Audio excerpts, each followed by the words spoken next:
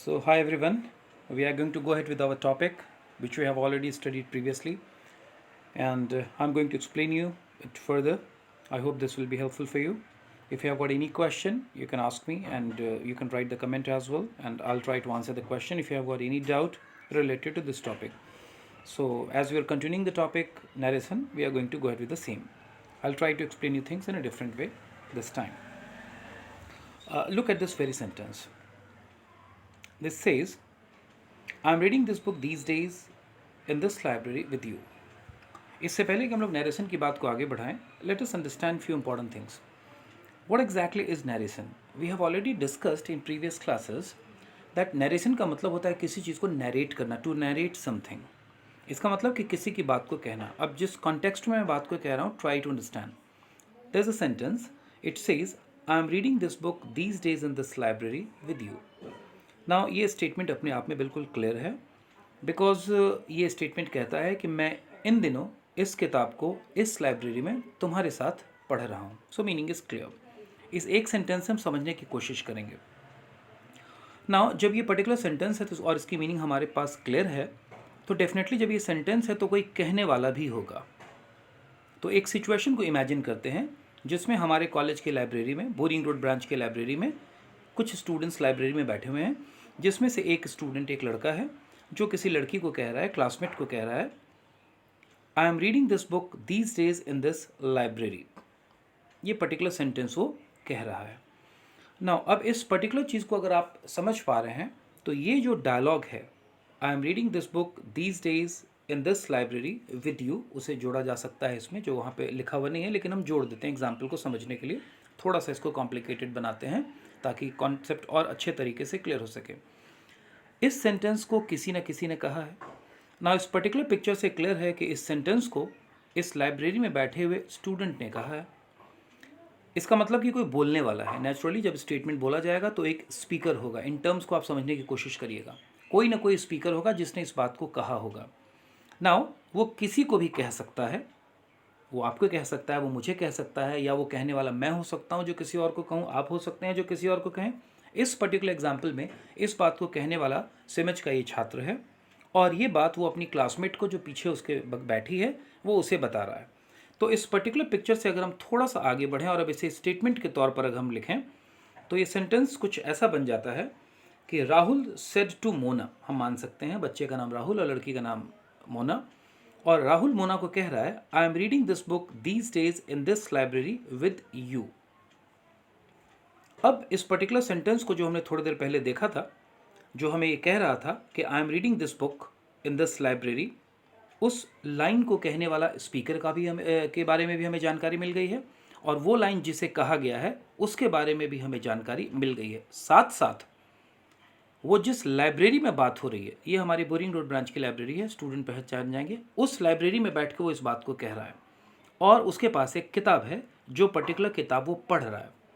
ध्यान रहे इस बच्चे ने इस लाइब्रेरी का जिक्र किया है, इस किताब का जिक्र किया है. ऑलराइट, ये मैं बार बार क्यों फोकस दे रहा हूँ, अभी हम नरेशन में इस बात को समझेंगे, क्योंकि जब कोई चीज़ स्पेसिफिक होती है तो नरेशन में उन चीज़ों को हम कन्वर्ट करते हैं in order to convey the clear meaning. कैसे, आगे देखते हैं. टेक्स्ट के रूप में मैं इसे कह सकता हूँ, Rahul said to Mona, I am reading this book these days in this library with you. Clear है. नाउ अब जब नरेशन की बात आती है तो नरेशन का मतलब होता है कि किसी की बात को दूसरा व्यक्ति जब कहता है तो उसे नरेट करना कहते हैं. याद है बचपन में दादी नानी आपको कहानी सुनाती थी, या कई बार हम किसी की कही हुई बातों को नरेट भी करते हैं. नरेट जब हम करते हैं तब हम उस बात को बताने की कोशिश करते हैं और मैसेज को हम क्लियर रखने की कोशिश करते हैं. अब अगर विषय को हम थोड़ा सा आगे बढ़ाएं तो इसको अगले तरीके से समझने की कोशिश करते हैं. किन किन चीज़ों का मैंने इंपॉर्टेंट जिक्र किया. मैंने जिक्र किया कि वो बच्चा हमारे बोरिंग रोड ब्रांच की लाइब्रेरी में है, वो स्टूडेंट कोई सर्टेन किताब पढ़ रहा है, वो लड़का अपने बारे में बात कर रहा था और उसकी बात में जो स्टेटमेंट बोल रहा था उसकी बात में जो दूसरा कैरेक्टर था वो उसकी क्लासमेट थी. अब जब इस पर्टिकुलर सेंटेंस को देखें कि Rahul said to Mona, I am reading this book these days in this library with you, तो इस पर्टिकुलर सेंटेंस में जब आई का जिक्र वो कर रहा है, स्पीकर, बोलने वाला, तो इसका मतलब कि मीनिंग क्लियर है कि ये व्यक्ति राहुल है, क्योंकि वो अपने बारे में बात कर रहा है.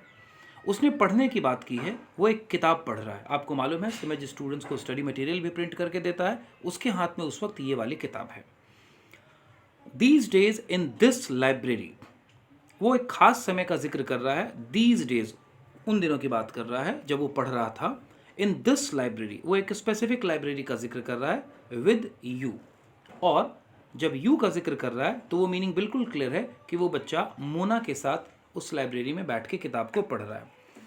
अब ये जो स्पीच है, यहाँ मैंने आपको चीज़ों को डायरेक्टली बता दिया, जैसे कहा गया वैसे आपको एक्सप्लेन कर दिया। इस तरह की बातों को हम डायरेक्ट स्पीच की कैटेगरी में रखते हैं, इसे डायरेक्ट स्पीच ही कहा जाता है। तो डायरेक्ट स्पीच का मतलब हुआ कि जब किसी की कही हुई बातों को और उस जानकारी को एज इट इज़, जस का तस सामने में रख दिया जाए तो इसे डायरेक्ट स्पीच कहते हैं। इसमें किसी तरह का कोई बदलाव नहीं किया जाता। इसमें आप देखेंगे कि जो स्टेटमेंट बच्चे ने कहा है, जो उसके मुंह से आवाज़ निकली है, उसे हम कोट्स के भीतर रखते हैं, विद इन डबल कोट्स के भीतर हम उसे रखते हैं। अब अगर ये मैसेज, क्योंकि ये दो लोगों के बीच की बातचीत है, अब ये दो लोगों के बीच की जो डायरेक्ट बातचीत थी, इनडायरेक्ट कब होगी? इनडायरेक्ट ये बातचीत तब होगी जब इस बात को सीधे तरीके से ना कहा जाए और कोई और आदमी यही मैसेज कन्वे करे। सपोज करिए कि ये बात मैं आपको कन्वे करता हूँ और मैं कोशिश करता हूँ कि मैसेज एज इट इज़ रहे, मैसेज में मैं कोई छेड़छाड़ नहीं करूँ।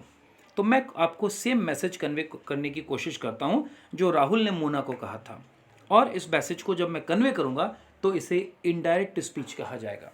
यानी अब हमने दो तरह के स्पीच को देख लिया, एक डायरेक्ट स्पीच, दूसरा indirect speech.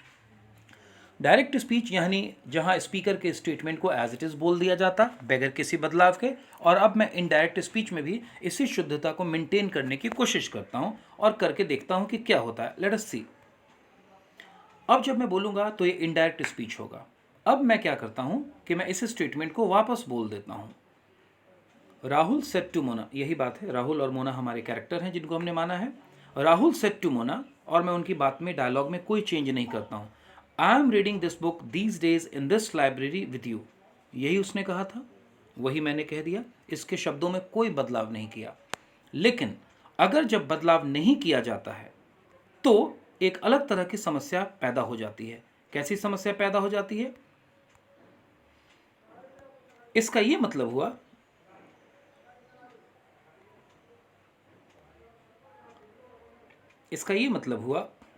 Just a second, जब इस स्टेटमेंट को कहा जाता है Rahul said to Mona I am reading this book, और अगर यही बात मेरे मुंह से निकल जाए तो इसका सुनने वाला मतलब ये निकालेंगे कि आई यानी मैं, आई एम रीडिंग दिस बुक, मेरे हाथ में हो सकता है उस वक्त कोई दूसरी किताब हो, क्योंकि सिमिज तो स्टडी मटेरियल देते ही हैं कॉलेज में, हो सकता है मेरे हाथ में उस वक्त कोई दूसरी किताब हो। ध्यान रहे उस बच्चे के पास कोई दूसरी किताब थी, यहाँ इस वक्त मेरे हाथ में कोई और किताब है। और हो सकता है कि मैं किसी और ब्रांच की लाइब्रेरी में बैठा हूँ, हमारे 4 ब्रांचेस हैं, मैं हो सकता है किसी और दूसरी बैच की लाइब्रेरी में, बन सकता है हमारे और आपके बीच में ये बातचीत हो रही हो विद यू। अब इस कहानी में जो स्टेटमेंट बोला गया उसमें न तो कहीं पर मैं था, न कहीं पर आप थे, न मेरे हाथ की एक किताब थी, न ही वो लाइब्रेरी थी जहाँ मैं बैठा था। लेकिन जब मैं कोशिश करता हूँ कि एज इट इज़ बोल दूँ तो पूरा का पूरा मैसेज, आप दोनों पिक्चर से, पिक्टोरियल तरीके से मैंने समझाने की कोशिश की है, आप पूरे तरीके से समझ जाएंगे कि कहा कुछ और गया था लेकिन मैसेज डिलीवर कुछ और हुआ। इसका मतलब कि कम्युनिकेशन सही तरीके से एस्टैब्लिश नहीं हो पाया। इसका यह मतलब हुआ कि जब हम डायरेक्ट स्पीच से इनडायरेक्ट स्पीच में कन्वर्ट करते हैं तो मैसेज को सही तरीके से पहुंचाने के लिए, करेक्ट तरीके से पहुंचाने के लिए हमें उस मैसेज में कुछ रिलेवेंट बदलाव करने होते हैं। लेकिन किस तरह के बदलाव करने होते हैं? वो एक किताब पढ़ रहा था तो क्या मैं बोल दूं कि मैं मूवी देख रहा था? मैसेज गड़बड़ा जाएगा। इसका ये मतलब हुआ कि हमें कुछ रेलेवेंट बदलाव करने होंगे। कौन से बदलाव करने होंगे आगे हम लोग समझते हैं, लेकिन अब तक जो मैंने समझाया उसको मैं आपको ब्रीफ में एक बार दोबारा से समझा दूं। जब कभी किसी भी स्टेटमेंट को बोला जाता है और अगर उस बात को एग्जैक्टली बोल दिया जाए एज इट इज़ तो इसे हम डायरेक्ट स्पीच कहते हैं। और उसी बात को अगर दूसरा व्यक्ति मैसेज को क्लियर करने के लिए उसमें कुछ रिलेवेंट बदलाव करे तो वैसी कंडीशन में वो इनडायरेक्ट स्पीच होता है। ध्यान रहे, मैसेज को ही कन्वे किया जा रहा है और कोई मैसेज डायरेक्ट तरीके से कन्वे किया जा सकता है एज इट इज़, और इनडायरेक्ट अगर डायरेक्टली बोल दिया गया तो वो डायरेक्ट स्पीच है। फॉर एग्जाम्पल, इन दोनों लोगों के बीच में बातचीत हो रही है, ये डायरेक्ट स्पीच है, इसका हमसे कोई लेना देना नहीं, क्योंकि ये दो लोगों की बातचीत है, उसमें दो लोग एक दूसरे से बात कर रहे हैं, कोई अपने बारे में बात कर रहा है, कोई दूसरे बारे में बात कर रहा है, हम और आप कहीं नहीं आते। लेकिन इनडायरेक्ट स्पीच में क्या होता है कि इन दोनों की बातचीत को बताने के लिए कोई तीसरा व्यक्ति आ जाता है। वो तीसरा व्यक्ति हो सकता है मैं हूं जो इन लोगों की बात को आप तक पहुंचा रहा हूं, या आप हों जो इन लोगों की बात को मुझ तक पहुंचा रहे हैं। अब इसको अगर हम देखें तो कम्युनिकेशन जो इन दोनों के बीच में था, अब हम दो बाहरी व्यक्ति इसे एक दूसरे को कम्युनिकेट करने की कोशिश कर रहे हैं, यानी ये डायरेक्ट स्पीच था और ये इनडायरेक्ट स्पीच है। अब डायरेक्ट से इनडायरेक्ट करना या इनडायरेक्ट स्पीच से डायरेक्ट स्पीच बनाना, इसी को नरेशन में पढ़ा जाता है। लेकिन इससे पहले कि हम इस तरीके को सीखें कि हम सही तरीके से मैसेज कन्वे कर पाएँ, कुछ बेसिक टर्म्स को समझ लेना बहुत ज़रूरी है, क्योंकि ये आगे आपको पूरे नरेशन की पढ़ाई के दौरान काम आएगा। ये बेसिक चीज़ें क्या है? अभी अभी हमने देखा कि अगर हम एज इट इज़ मैसेज कर दें, आई am reading this book these days in this library with you, तो मैसेज गड़बड़ हो जाता है। तो आखिर हमें सही मैसेज क्या पहुंचाना होगा, किस तरह के बदलाव की ज़रूरत है, पहले इसे देखते हैं, फिर बात करेंगे कि यह बदलाव क्यों हुआ।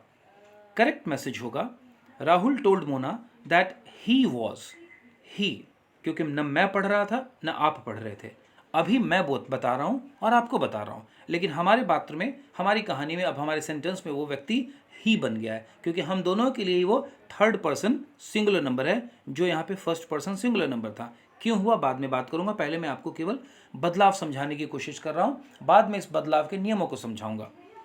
वहाँ पर था आई एम रीडिंग, लेकिन ये जब स्टेटमेंट उसके मुंह से निकला, वो समय बीत चुका है हमारे लिए, यानी अब हमारे और आपके लिए ये घटना पास्ट हो गई, इसलिए आई एम रीडिंग को हम कह देंगे ही वॉज रीडिंग।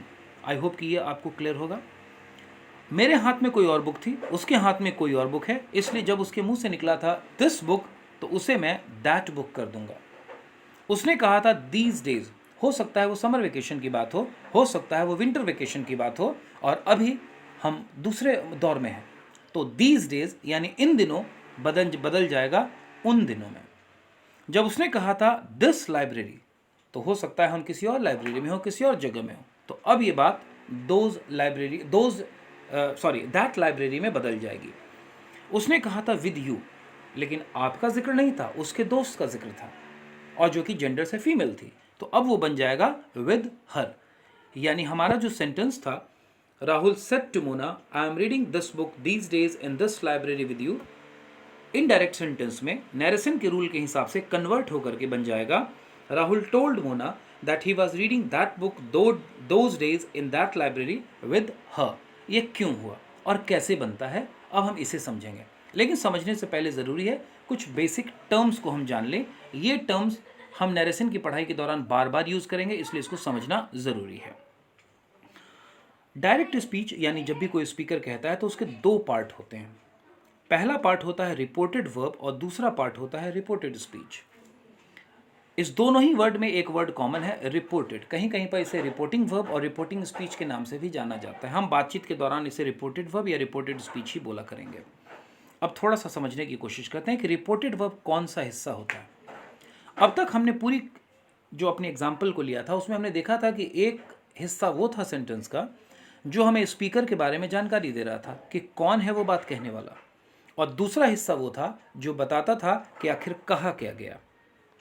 अब इस आधार पर पूरी बात को हम दो तरीके से देख सकते हैं कि एक बात तो वो है जो हमें बताती है कि कहा क्या गया, और दूसरी बात वो है जो हमें बताती है कि कहने वाला कौन है।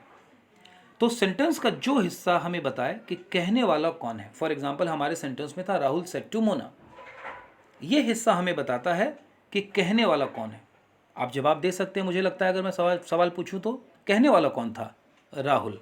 यानी ये हिस्सा जो है जो हमें जानकारी दे रहा है कि राहुल सेड टू मोना, इसे हम रिपोर्टेड वर्ब कहते हैं। और राहुल ने कहा क्या, उसने जो बात अपनी कही, जो स्टेटमेंट कहा, उसे रिपोर्टेड स्पीच कहते हैं। इसका मतलब किसी भी डायरेक्ट स्पीच में दो हिस्सा तो होगा ही, क्योंकि हमें ये जानकारी मिलेगी कि किसने कहा और क्या कहा। तो ये दो टर्म आपको समझना ज़रूरी है, इसकी पूरी पढ़ाई के दौरान ज़रूरत पड़ेगी। लेकिन इंपॉर्टेंट बात यह है कि इसकी जो प्लेसिंग होती है वो तीन कंडीशंस में इसकी प्लेसिंग हो सकती है। यानी सेंटेंस में रिपोर्टेड वर्ब कहाँ होगा और रिपोर्टेड स्पीच कहाँ होगा, इसकी जगह फिक्स है और ये 3 जगह हो सकती है, इसके अलावा चौथी कोई जगह नहीं हो सकती। पहले केस की हम बात करते हैं। पहला केस वो होगा जिसमें रिपोर्टेड वर्ब पहले होगा और रिपोर्टेड स्पीच बाद में होगा, जो हमने एग्जाम्पल लिया भी था। राहुल सेड टू मोना, ये रिपोर्टेड वर्ब था और उसके बाद उसने जो भी कहा वो रिपोर्टेड स्पीच था। ये पहला केस है।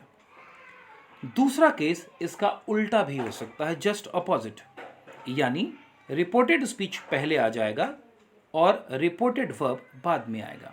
आप देख सकते हैं दोनों एक दूसरे का बिल्कुल उल्टा है। एक ऐसा भी सेंटेंस होता है जो हमें बोलने वाले के बारे में पहले जानकारी दे देता है और एक ऐसा भी सेंटेंस होता है जो हमें बोलने वाले के बारे में बाद में जानकारी देता है। अब सवाल उठता है कि ये दो स्थितियां तो क्लियर है। Let's come to the third situation. तीसरी परिस्थिति क्या होगी? तीसरी परिस्थिति ये हो सकती है जिसमें बोलने वाले की बात को, ये मैं तीसरी कंडीशन की बात कर रहा हूं, जिसमें बोलने वाले की बात को यानी रिपोर्टेड स्पीच को 2 बार में तोड़कर बोला जाए और रिपोर्टेड वर्ब यानी कौन है बोलने वाला, इसको बीच में रखा जाए। तो आप इस 3 सिचुएशन को समझ सकते हैं। अभी मैं एग्जांपल से भी आपको समझा दूंगा, लेकिन ये फ्रेम, ये पिक्चर, ये नोट्स अगर आप कॉपी में बना लें तो आपको मदद करेगा रिवीजन करने में, क्योंकि बार बार आप अगर वीडियो रोक कर भी देखना चाहें तो रोक करके भी पिक्चर को बना सकते हैं। ये पॉइंट आपको आगे काम आएगा क्योंकि ये टर्म्स आगे भी आने वाले हैं। अब इसको मैं एक एग्जाम्पल के थ्रू आपको एक्सप्लेन करता हूँ। Take the example. पहला केस जिसमें रिपोर्टेड वर्ब आगे है और रिपोर्टेड स्पीच पीछे है। अभी अभी हमने ये सेंटेंस लिया था और वो सेंटेंस था Rahul said to Mona, I am reading this book these days in this library with you. इसमें क्लियर है कि रिपोर्टेड वर्ब यानी जो बोलने वाला व्यक्ति है, जो हिस्सा हमें जानकारी दे रहा है, वो आगे है और दूसरा रिपोर्टेड स्पीच यानी जो बोला गया वो पीछे है। ये पहला केस है। दूसरा केस इसका जस्ट अपोजिट हो जाएगा, जिसमें रिपोर्टेड स्पीच यानी जो बोला गया वो हिस्सा आगे है, रिपोर्टेड वर्ब यानी जिसने कहा, स्पीकर के बारे में जो हमें जानकारी देता है। स्पीकर से मेरा मतलब है बोलने वाला, जो स्पीक करता है, जो बोलता है। इसे साउंड बॉक्स का स्पीकर ना समझा जाए। अब अगर इस पर्टिकुलर रिपोर्टेड स्पीच को देखें तो उसका डायलॉग यही था, उसका स्टेटमेंट यही था, I am reading this book these days in this library with you, Rahul said to Mona.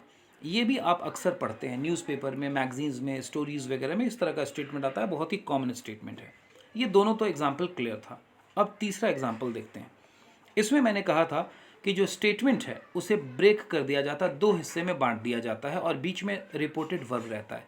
ऐसा भी कई बार देखने को मिलता है। For example, I am comma Rahul said to Mona reading this book these days in this library with you.